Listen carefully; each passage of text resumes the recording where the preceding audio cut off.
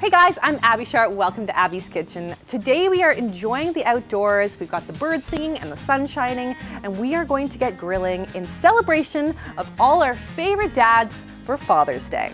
Now, I know what you're thinking when you read the title of this video, Vegan Father's Day? What the f***? But let me tell you, these vegan burgers are so delicious, they will impress even the biggest carnivores in our dads. So my dad is a really big fan of vegetarian food, so even though he is not a vegan or vegetarian at all, I know that he's going to adore these burgers. So guys, I can't wait to get to it. Let's do this. To a bowl, I mixed together some cooked quinoa, sweet onion, pureed black beans, crushed walnuts, breadcrumbs, garlic, parsley, some tamari, cumin, chili powder, black pepper, and salt. And I put everything into the food processor. Then I give it a good whiz till it all comes together. Transfer it back to a bowl, then pack it into some nice sized patties.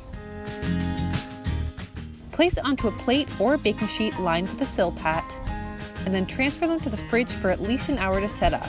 Meanwhile, I preheat my grill to medium-high heat, and I give my buns a nice little toasting.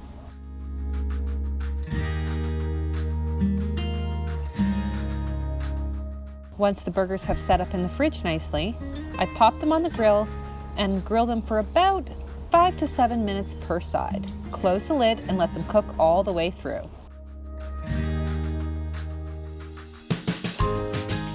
Now it's time to assemble.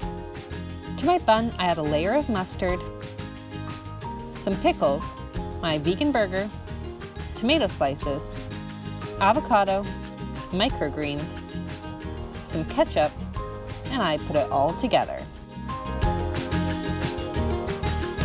Enjoy!